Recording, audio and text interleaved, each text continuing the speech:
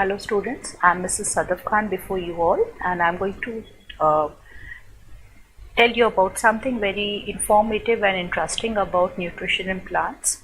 So as you all know,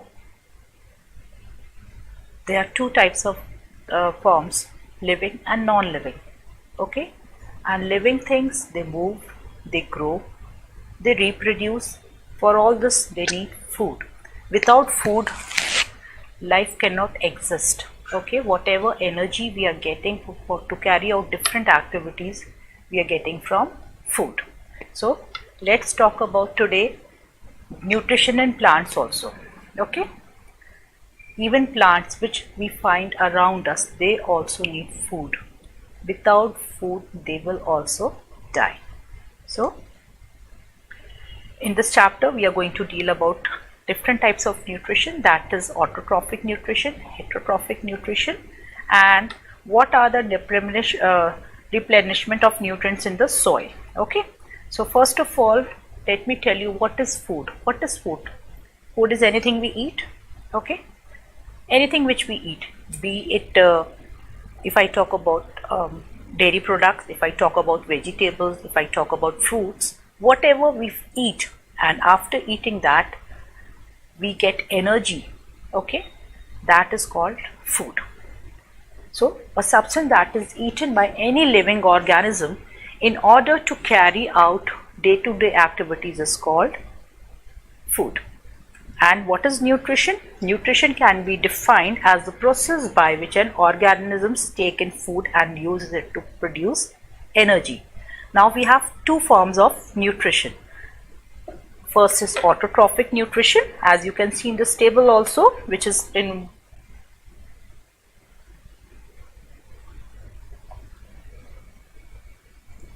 so you can see the table which is before you all. This is autotrophic nutrition before you all, and heterotrophic nutrition. And further, heterotrophic nutrition is divided into saprophytic plants, parasitic plants, insectivorous plants, and symbiotic plants. Okay, now let me tell you something about autotrophic nutrition. Okay, as you all know that plants are producers. Okay, what are producers? Producers means they are making the things on their own. Do we make food for the plants and give them to eat? No, your mom must be making for you. Have you ever seen your mom, your aunt, anyone preparing food for the plants and giving them to eat? No. Plants, they are making the food on their own. Only plants are there. Only green plants are called producers. You must be having a then answer in your mind. Even we as human beings are making their own food. No, children, we do not fall under the category of autotrophs. We come under the category of heterotrophs, because whatever we are eating, we are getting the products either from plants or from animals. So we are not autotrophic.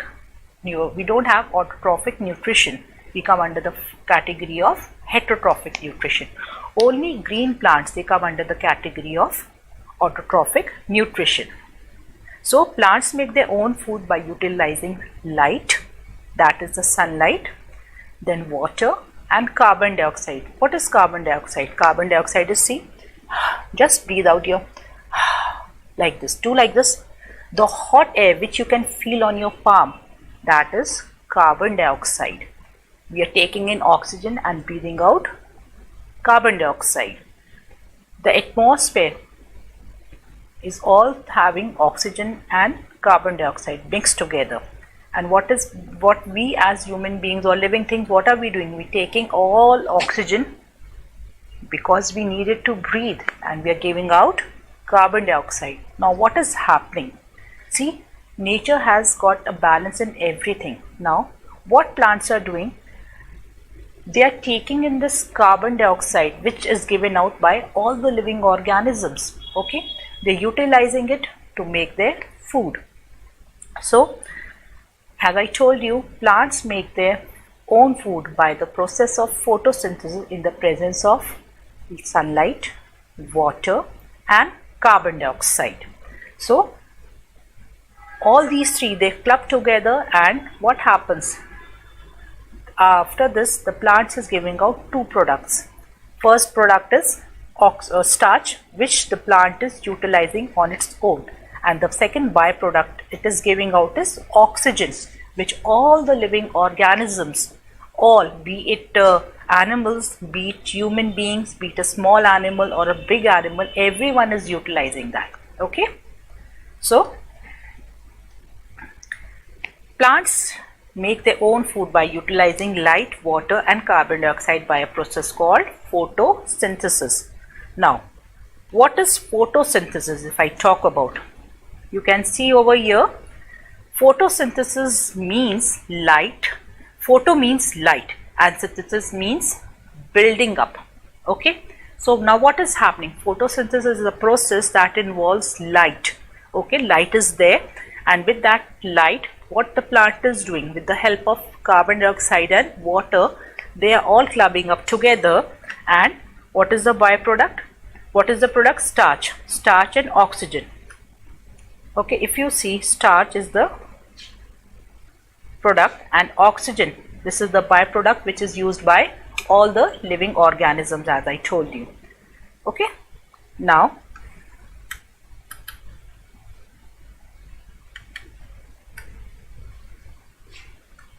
there are different activities in this also which you can carry out, and these are very interesting to know whether the green pigment chlorophyll is necessary for the process of photosynthesis and all.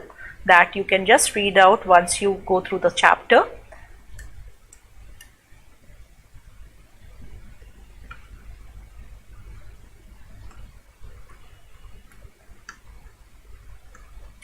Now, the very most important thing is carbon dioxide. See, carbon dioxide, where the plant is getting this carbon dioxide from? Carbon dioxide is the plants is getting from its surrounding, from the atmosphere. Okay, plants taking carbon dioxide from the air present in the atmosphere. Now, how is this entering in the plant? You must have seen the plants take a leaf. Okay, I'll show you, I'll explain you also.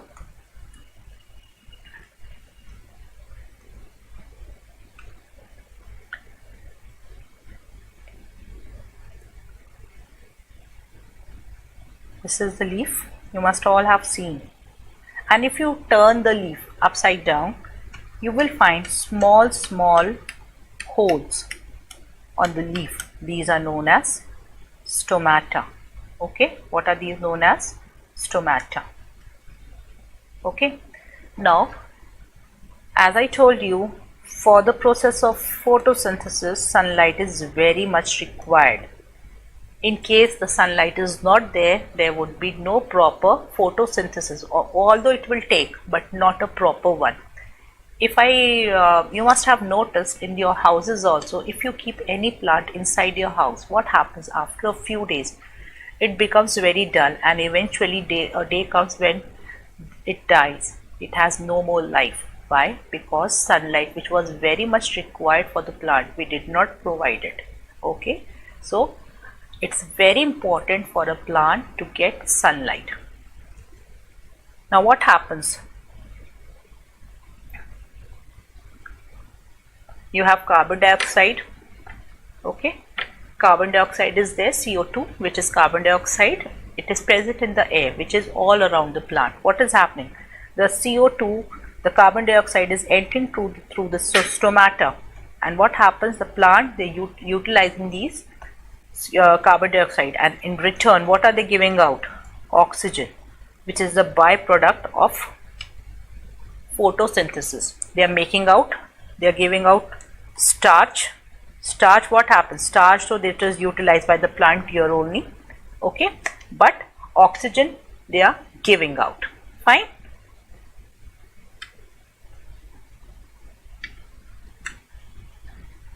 Now see, stomata are pores in a leaf, mostly on the undersurface. Each pore is surrounded by a pair of guard cells. Guard cells can change the shape to open and close the stomata. Okay. Now,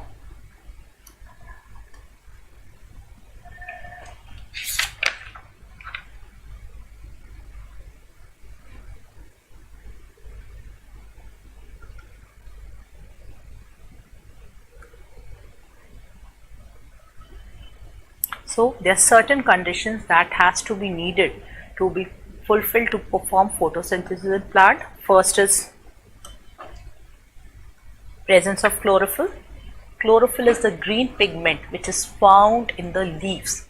What is the function of chlorophyll? What happens? The sunlight is falling on the plants, and chlorophyll being green in color, it absorbs, it traps that sunlight and helps in the process of photosynthesis. Then presence of light. As I told you, sunlight is very much required. All the plants make their food during the daytime. Then presence of carbon dioxide and presence of water. All these four things are very important. In case any one of it absent, then photosynthesis does not take place properly. Now, what is chlorophyll? Chlorophyll is a green pigment in the chloroplast of the leaves. It is due to this pigment only that the leaves, they appear green in color, and chlorophyll is necessary for photosynthesis.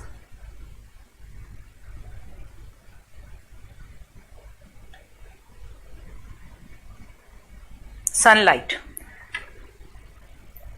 Next is sunlight, which we know that light energy is required to initiate the process of photosynthesis.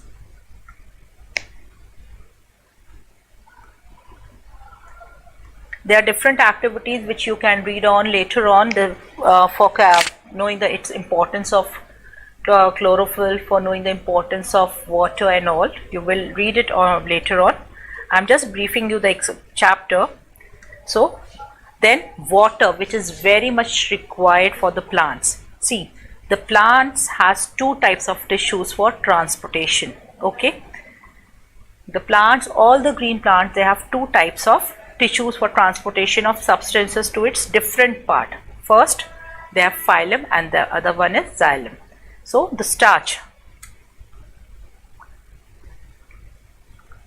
The starch produced by the leaf is taken to different parts of the plant by a tissue called phloem, whereas the water and minerals are transported to various parts of the plant by a tissue called xylem. Okay, as I told you, all the plants, they have two types of tissues. One is phloem and the other one is xylem. Okay, so the starch, whatever the plant, plant is making food is made in the form of starch. Once the food is ready, so it is the duty of phloem to transport that ready-made, that starch, to all the different parts of the plant, and it is the duty of the xylem to transport water and minerals which are required for the proper growth of the plant. Okay, now importance of photosynthesis. Photosynthesis is an essential phenomena for survival of life on earth. Photosynthesis नहीं होगा तो life exist नहीं कर सकती. Why? Because as I told you, during the process of photosynthesis, what happens? Oxygen is given out, and oxygen is required by all the living organisms which are found on the earth. Without oxygen, we cannot survive at all. Okay? If you stop breathing for 2 minutes, you cannot survive. Close your mouth and try. You won't be able to do that. So oxygen is very important. And from where are we getting that oxygen? We are getting from plants. And plants, how are they making? They are making during the process of photosynthesis. So photosynthesis enables green plants to prepare their own food. Okay, अगर photosynthesis नहीं होगा तो green plants cannot make their own food. And this process converts sun's energy into the energy which is required by all forms of life. Okay, and we all, directly or indirectly, everyone is dependent on plants. Even if those who are non-vegetarians, they are directly or indirectly, they are eating plant, because if we are eating other animals, and the other animals, where are they feeding on? They are feeding on plants. If I talk about, if I am a non-vegetarian and I take mutton, where I am getting this mutton from? Goat. And what is goat eating? That goat is eating grass. And what is grass? All plants, green plants. So directly or indirectly, all the living organisms, they are dependent on green plants. And green plants are the producers. Okay.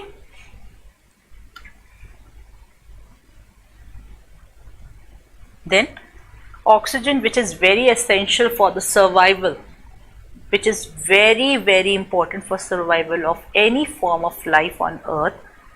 We are getting that oxygen from plant. Okay.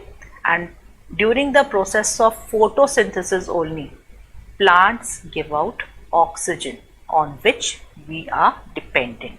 Okay. So in short, we can say that life is impossible on earth without oxygen. In case oxygen is not there, life is not there. And oxygen, where are we getting from? Photosynthesis. No other means is there we can get oxygen from. In a natural form, only photosynthesis is there through which we get the oxygen. Okay. Then comes the heterotrophic nutrition. You can all see on your screen also. Here. Heterotrophic nutrition. So this mode of nutrition in which organisms, they cannot make their own food. In autotrophic, they were making their own food on their own, but in heterotrophic, they cannot make their own food. They are dependent on others for their food. Okay. So heterotrophic nutrition can be further subdivided into 4 parts. Insectivorous plants, saprophytic plants, parasitic plants, and symbiotic plants. If I talk about insectivorous plants, what are insectivorous plants? You must have heard also, these plants, what do? They eat insects. Why? Why do they eat insects? Why don't they make their own food? You must be having this in your mind. So these plants, what happens? They grow in the places where there are less nutrients available. Okay, where there are less nutrients available in the soil, and in the areas that lack sunlight, where sunlight is not able to reach properly. There are different types of forests you must have learnt in your previous classes. They are very dense forest. Lot of trees are there. They are so tall that even sunlight cannot penetrate. Okay, but still life is existing there. There you will find lot of insectivorous plants where the sunlight is not able to reach properly, or these plants, they don't get sufficient nutrients from the soil. Okay, so such plants, what they do? They obtain their food from other organisms. Okay, what do? They eat insects, and the example of such plants are Venus flytrap, pitcher plant, and sundew. Okay, you can see in the picture also here. See, Venus flytrap has a pair of lobes on its petiole. Okay, what is petiole? Here you can see. See, what is this? You must have seen here. It has got these structures like this, है ना? So these lobes show rapid shutting movement when an insect sits on it, thus trapping it inside. The edges of the lobes have short, stiff hair-like structures which prevent the prey from escaping. What happens? Any insect sits here. What happens? As soon as the insect sits here, it closes. The leaf closes and the insect is all trapped in it. So, and once the insect is trapped in it, what happens? This plants, they start eating this insects. Whatever nutrients they are wanting to grow, it gets from the insects. Okay.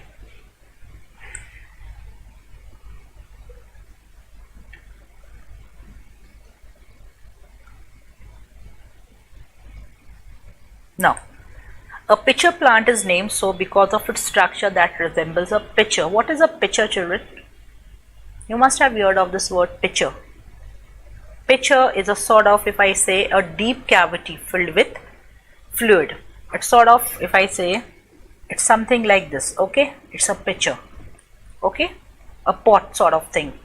So a pitcher plant is named because of its structure that resembles a pitcher. Now what happens whenever any insect sits on it, what happens? There's muscus. Okay, there's a muscus. It is all, the pitcher is slippery due to the muscus it secretes. Here all muscus is there. Okay, it's a slippery sort of liquid. As soon as the insect sits on it, it goes inside. Now what happens? Once the insect goes inside it, the pitcher also has a flap like structure at its mouth which shuts tightly when the prey falls inside it. Now same thing here, you can see sundew plant is also there. It is also insectivorous plants because all these three plants, as I have named, pitcher plant, then sundew and Venus flytrap, they all eat insects. Then saprophytic plants. What are saprophytic plants? See, saprophytic plants or saprophytes are those that they obtain their nutrition from dead and decaying remains of plants and animals. These plants have no leaves and usually they are white in color, or either they are colorless or they would be white in color. They do not have any leaves at all.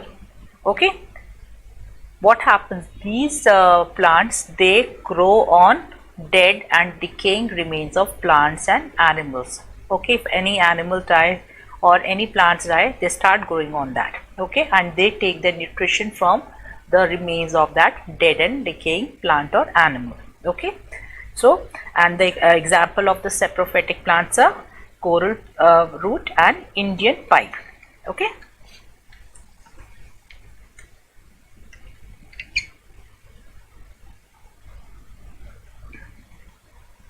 now if I talk about parasitic plants, what are parasitic plants? A parasitic plant is that which depends on other plant for its nutrition. Okay, like Rafflesia, mistletoe and deodar are example of parasitic plants. These plants, what they do? They grow on other plants. Okay, they grow on other plants, and what where are they getting their nutrition from? The plant on which it grows. All the nutrients it takes from there, and this parasitic plants grow on other plants, and there it start taking all the nutrition from the other plant. The host plant is also, sometimes it is also even killed. You must have heard of the word amar bale. Okay, this is very common. You must have seen in your surroundings. Okay, this is a very common plant, especially found in northern India. It grows on other plants, and what happens? A time comes when this plant kills the plant on which it grows. Okay.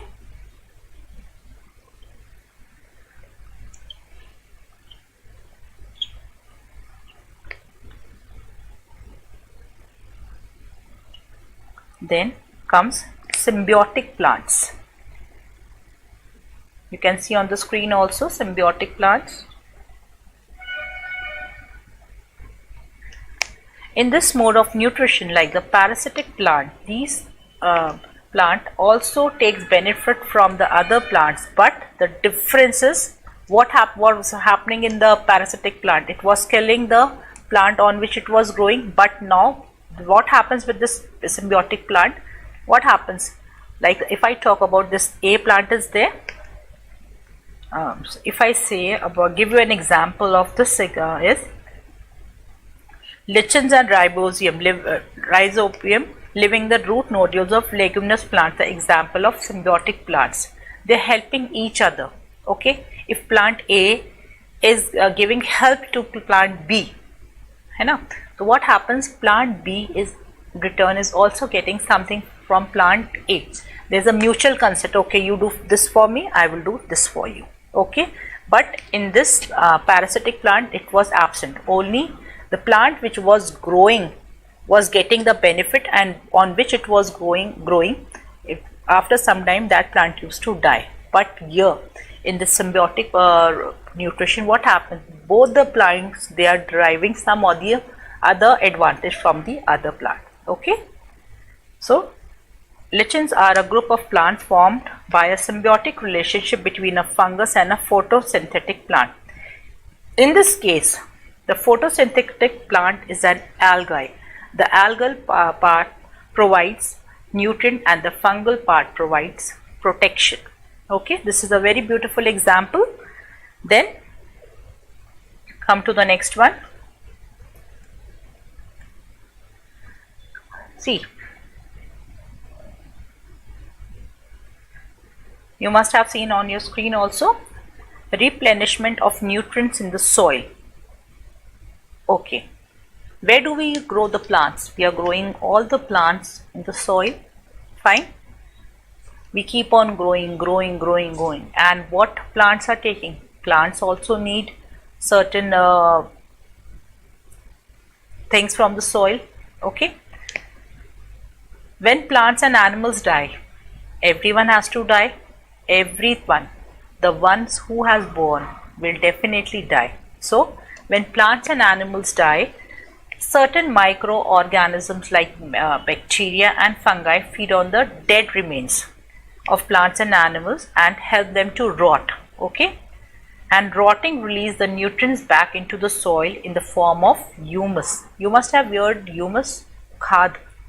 And there are two ways of increasing the fertility of the soil, because if we keep on growing plants every time without any lapse of time, what happens? All the nutrients which are present in the soil, they are over, they are no more. So we have to put that nutrients also back in the soil, and the best way to do that is either by adding manure, fertilizers. Okay, and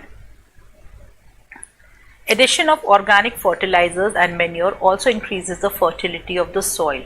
In case the soil is not fertile, you will not be able to have a good yield of crop. So the soil has to be very fertile in order the plant grows well. In case the soil is not fertile, the plant won't be able to grow properly. So a very important requirement of the plant is proper soil which is full of nutrients. Unfertile soil will not help the plant to grow properly, as our body also need all the things like proteins, vitamins. We all need carbohydrates. There are different components of food which we need. Same way plants also need different things to grow, although they will grow but not properly. Okay, so plants also need proper nutrients to grow, and all the nutrients it will get from the soil. So the soil has to be very fertile, it has to be full of nutrients, so that whenever the plant is planted over there, it is grown properly. Okay, so we should avoid using chemical fertilizers also. Always remember, whenever you want to increase the fertility of soil, you can add manure, you can add humus, but please avoid using chemical fertilizers, because after some time they start causing disadvantage. Okay, there are a lot of disadvantages of that, because the chemicals they get into our body, and we eventually, what happens, we start losing our immunity, we start falling ill frequently. So chemical fertilizers should be used, but to a certain extent. So this was all today. I hope you have understood the chapter. Thank you.